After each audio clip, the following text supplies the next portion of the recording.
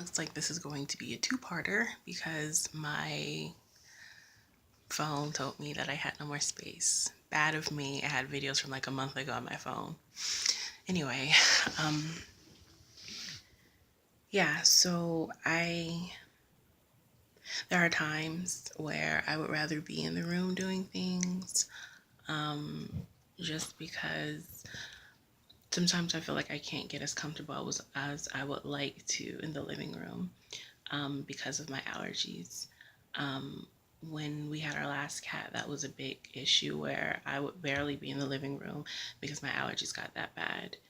And I feel as though that's starting to happen, and I don't want that to be a thing. I don't dislike the cat at all. Let me make that very clear. Not in the least bit. Um, Nothing against him, but he's a cat. Um, so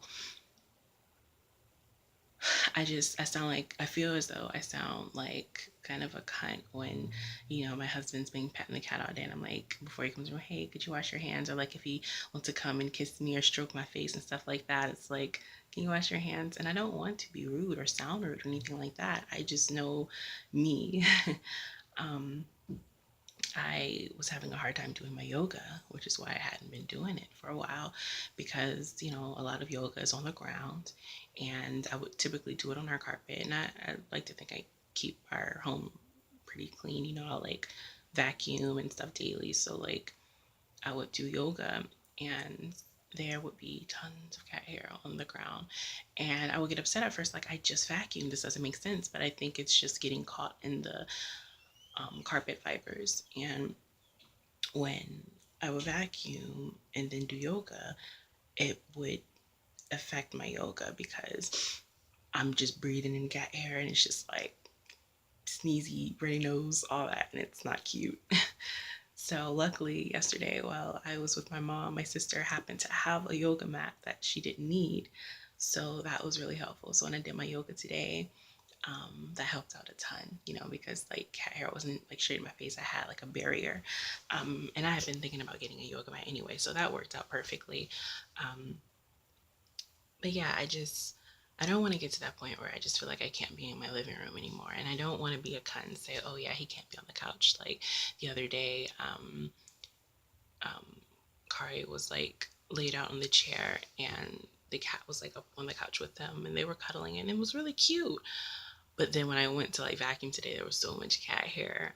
I sometimes, well, most times I'll have like a blanket, or like a throw over the couch and then like one over the chair.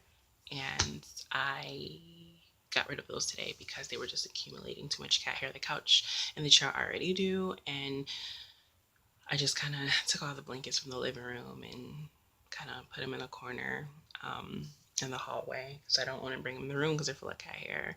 But I have to do something with them, or like I feel bad like at night when my husband comes in the room, like he usually is covered in cat hair, and because he plays with the cat a lot and stuff, and I feel bad for asking if he could take off his clothes before he comes in the room, but it's like I also am starting to notice cat hair in the room, um, like on clothes or like today I got out the shower and I had my towel and usually I don't know, I have this weird routine where I get out the shower before I moisturize. I like lay the towel out on the bed and then I like moisturize. And it was like cat hair on the towel. It wasn't like a lot, but it was like enough where I noticed it and it really bothered me. It's like I can't even take a shower without being around cat hair. So it can be bothersome, but it's like I don't really know what to do.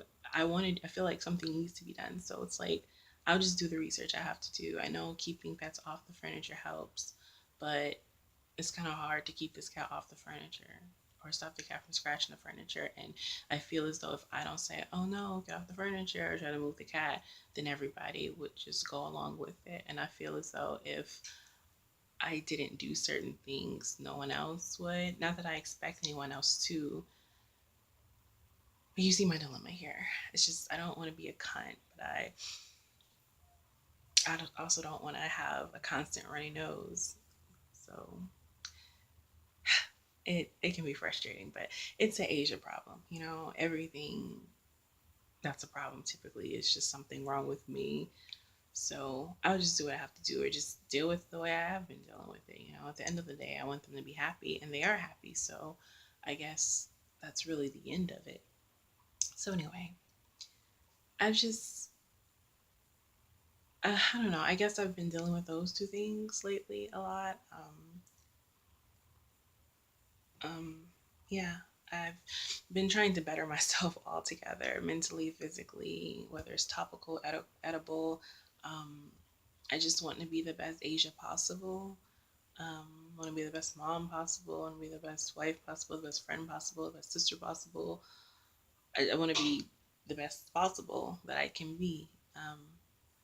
And a lot of that means sacrifices, which I'm completely willing to do. It's just a matter of learning how to live with certain sacrifices, you know? So, anyway, I'm gonna go now.